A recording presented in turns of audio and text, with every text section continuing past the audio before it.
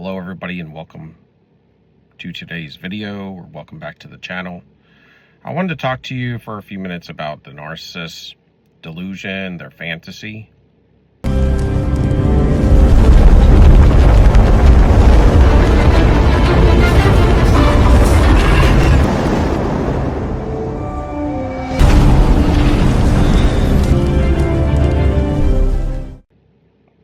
The narcissist, when they meet you, they have this infatuation about you. And when they meet the new supply, when they leave you, they have a new infatuation about them as well.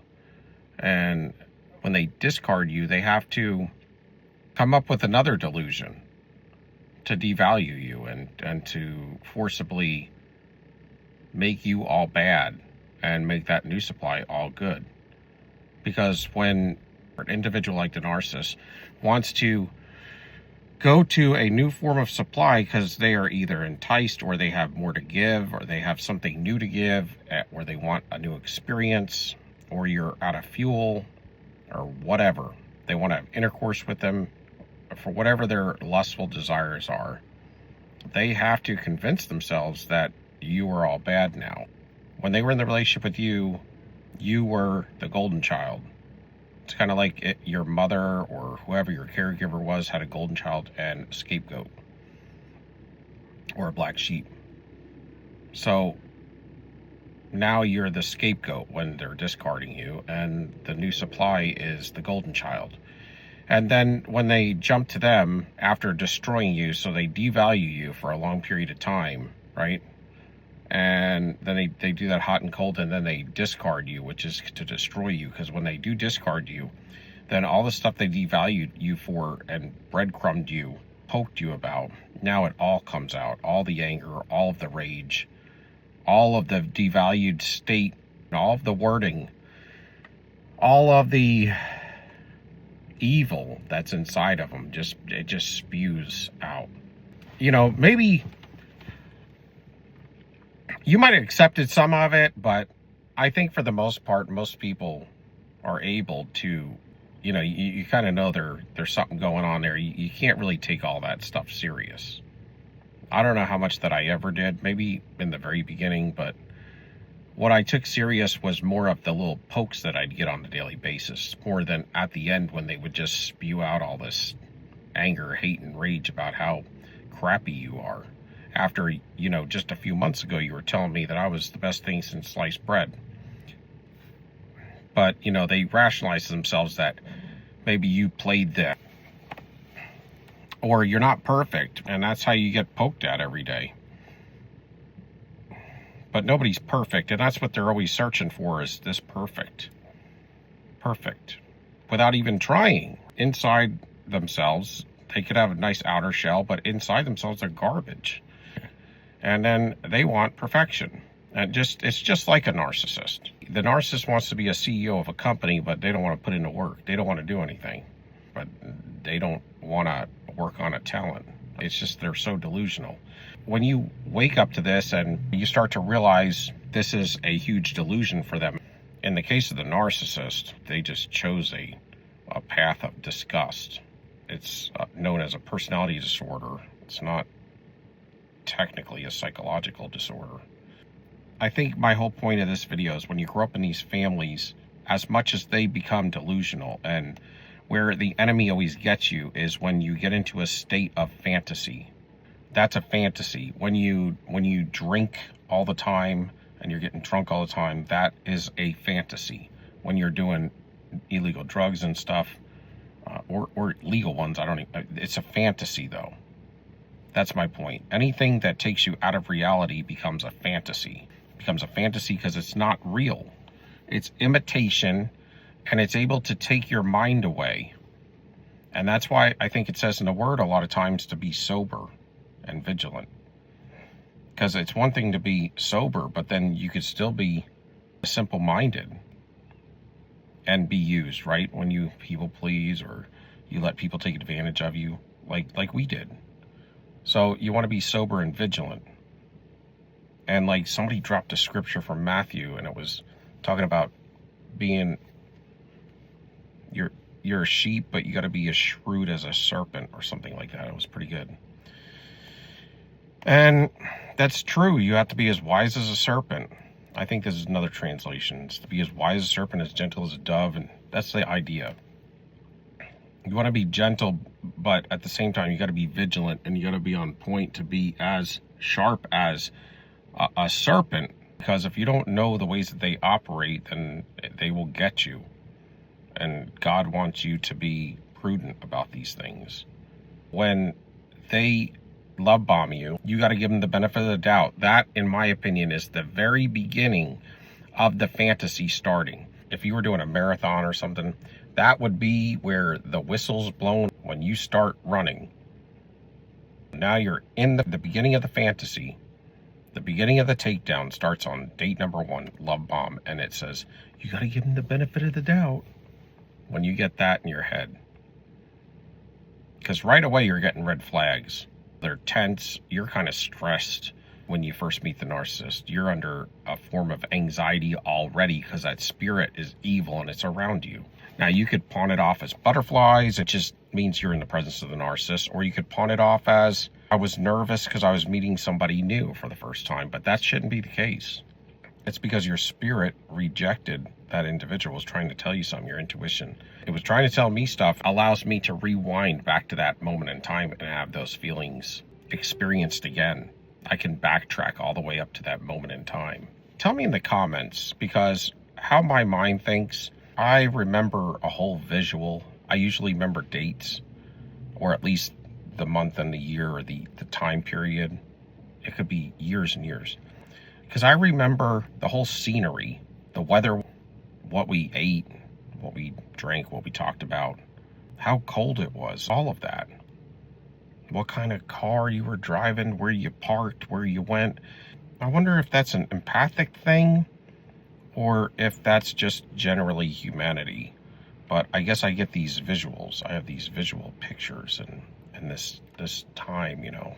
I think that some people remember things differently because a lot of people I know don't remember things quite like I do, visually and on point when it comes to those moments in time.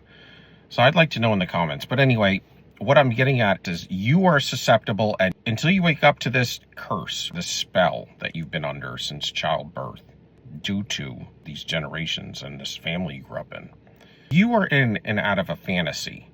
And I say in and out of it because you can have the ability to, when you're away from narcissistic people, before you wake up, you can have regular relationships and they can be good. But then when the narcissists start to come around again, and if you mingle with them, it's almost like you get back into some sort of a fantasy state yourself, meaning you're susceptible to going into a fantasy with them. Because for them to drag you into the fantasy, you got to allow yourself to go into the fantasy as well. And before you woke up, that spark happened to wake you up. I'm not snapping my fingers at you. I'm saying just that spark. That spark that you had to wake you up. It was like you kind of knew you going into a delusion. And now it's just so clear.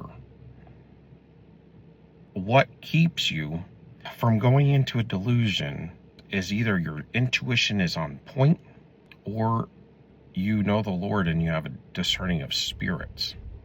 For individuals that grew up in these types of families, at least. For regular humanity who had these really good families, I don't know about them, but in our case, because if you have a relationship with the Lord and it's been kind of on hold, so to speak, during the time of the narcissist, you're kind of not able to discern, or even if you're able to discern, you're still going into it. It's almost like it's still sucking you in. And discerning of spirits is what I'm talking about. So there's discerning of spirits and then there's intuition. And they are two different things. I think that for me, when I started to wake up and really engage with my intuition on another level, like when I woke up to this narcissistic stuff, you know, in the last whatever years, I had discerning of spirits, but I kind of mingled it with intuition, like that's kind of the same thing, and it's not. I would define intuition as what your body will tell you about the spirit of an individual to some degree in a raw sense, kind of like it's mixed with your spirit man, but it's also mixed with your body. So it's probably mixed with your soul and your body, which would be your spirit man to some degree. But if one of those is missing, you cannot engage with your intuition. The fantasy has to knock you out of either your spirit man or your body or your soul. Like, you want to have those all have to be kind of intact, I think, for this intuition thing to really work. So the fantasy's got to draw you in somehow. And where it draws you in is in your soul, which would be your mind, will, and emotions. Because your spirit is what regulates between your body and your soul. And that's why the narcissist doesn't have their spirit man anymore.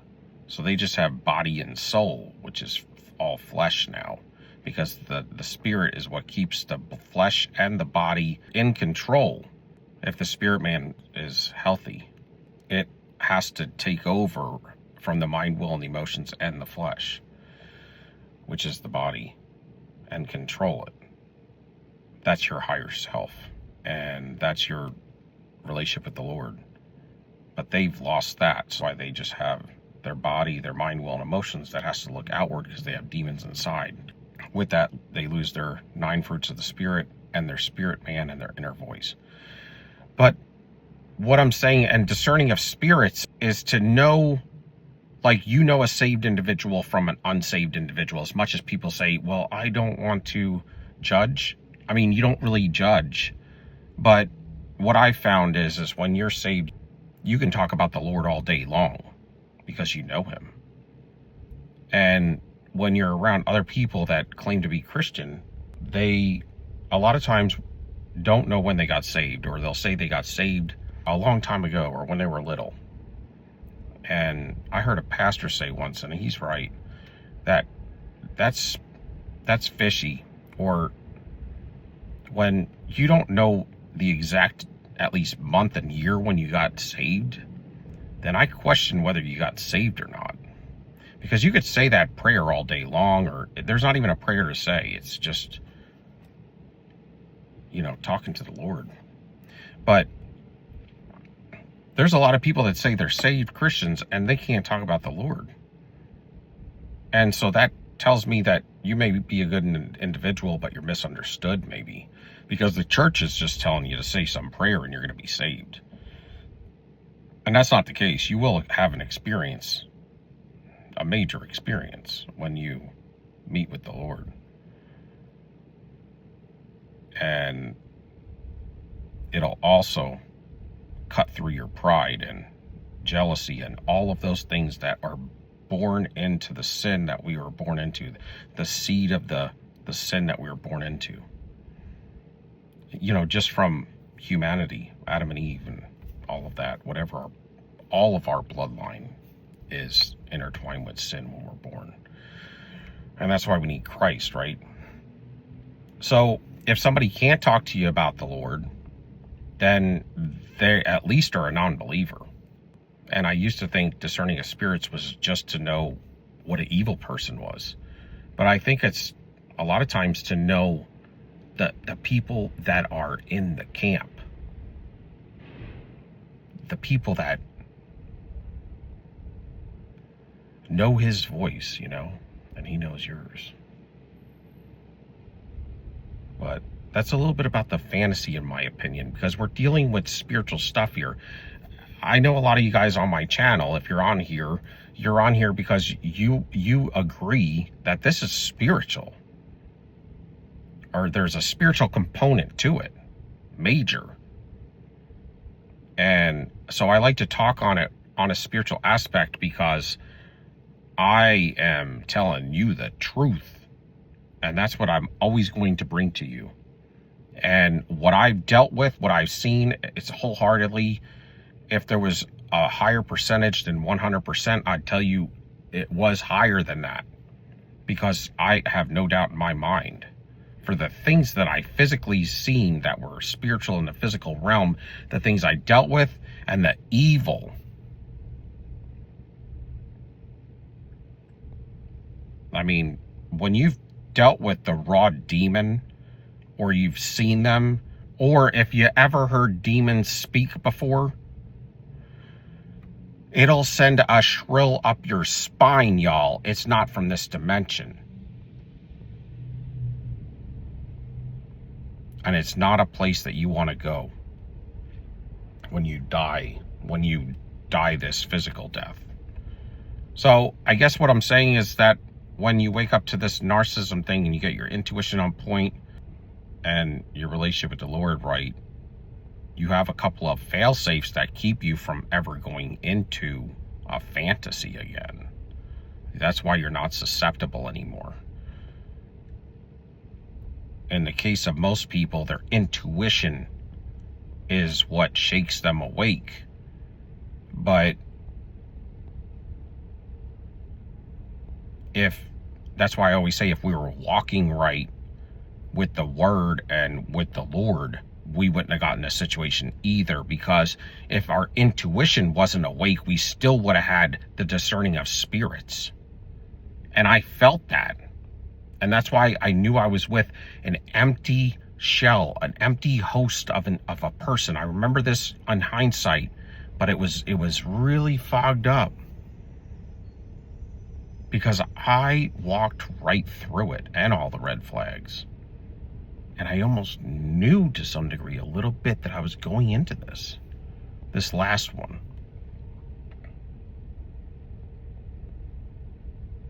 But everything with the narcissist is a delusion, a fantasy, whenever they need to rationalize their way out of it. And that's why, to some degree, you're never going to understand the narcissist, and to some degree, well, you can never get any truth for them or answers from them. And all of their history is a complete lockbox for life, y'all. If you ever had like people that you've known for years and years that are narcissists, that you realize later, they never tell you anything about their childhood.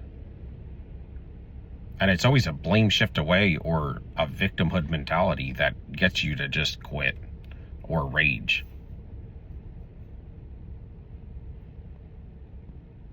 So that's interesting in itself. And I noticed that even as a child, that there is absolutely zero vulnerability with these individuals. Like, they can't go any whatsoever deep into their childhood at all. And then if they do, it's all a lie. It's a culmination of all these people they met that they made up. And so when people ask, well, how would I, get a narcissist help? Or if, I have a child that's a narcissist and stuff like that. I don't know, it's difficult. Because these people, these individuals, even at young ages, decide to just lock that box, man, of anything in their life.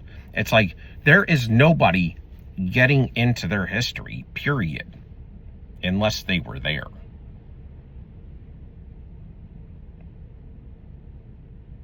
But the new people they meet, no way. But like I say, the only thing you can do to help if you have somebody that is underage that is going down this road is to get them to process their emotional thoughts and to help them. But again, I think we're dealing with tough situations when it comes to these individuals. But anyway, I just wanted to go over that. It was just some thoughts that I had, and I wanted to tape it, video it, or before I forgot. So if you can give me a like, subscription, and thumbs up. Love y'all till next time. We out. Peace.